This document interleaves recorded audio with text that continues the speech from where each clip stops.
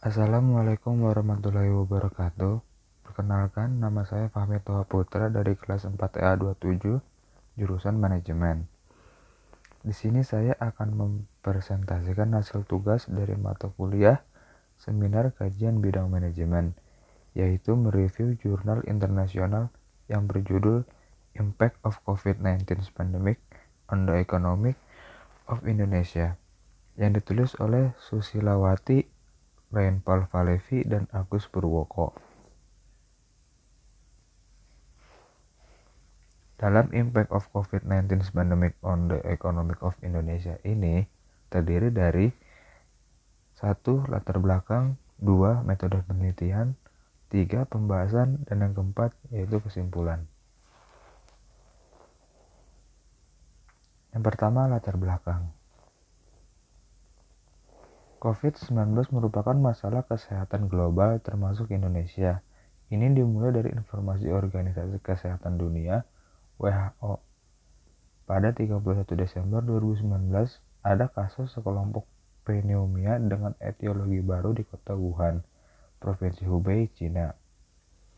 Pada 11 Maret 2020, COVID-19 ditetapkan sebagai pandemi. Indonesia pertama kali melaporkan 2 kasus positif pada tanggal 2 Maret 2020 dan kasus positif terus meningkat. 2. Metode penelitian. Pengumpulan informasi. Metode pengumpulan data penelitian ini menggunakan metode studi pustaka. Tipe data yang dikumpulkan merupakan data sekunder. Tempat dan waktu penelitian. Tempat penelitian ini dilakukan di Kota Medan, Provinsi Sumatera Utara, Indonesia. Sedangkan waktu penelitian mulai dari bulan Februari hingga bulan Mei 2020. Pemrosesan informasi. Setelah mendapatkan referensi yang ada, maka dilakukan sortir informasi yang sesuai dengan topik pembahasannya dalam dampak pandemi COVID-19 terhadap perekonomian di Indonesia. Analisis informasi. Berdasarkan studi pustaka yang dilakukan, analisis data disajikan dalam bentuk grafik dan dilengkapi dengan narasi deskriptif terkait dampak pandemi COVID-19 perekonomian di Indonesia. Yang ketiga, pembahasan. Meningkatnya kasus COVID-19 telah mempengaruhi perekonomian dunia termasuk Indonesia.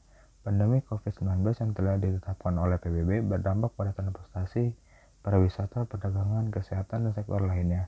Kebijakan lockdown diambil oleh berbagai negara untuk mencegah penyebaran COVID-19 lebih lanjut, sehingga kegiatan ekonomi terhambat dan tertekan terhadap pertumbuhan ekonomi dunia ke depan termasuk pertumbuhan perekonomian di Indonesia. Pemerintah mengeluarkan surat edaran pada 18 Maret 2020. Semua di dalam dan di luar ruangan, kegiatan di semua sektor yang berkaitan dengan pariwisata, ekonomi kreatif sempat tertunda sementara untuk mengurangi penyebaran corona. Hal ini tersebut mengakibatkan sektor pariwisata lumpuh, sehingga pengangguran semakin meningkat karena pariwisata merupakan salah satu wadah yang menyediakan lapangan pekerjaan dan masih banyak pegawai yang diancam pemutusan hak kerja atau PHK.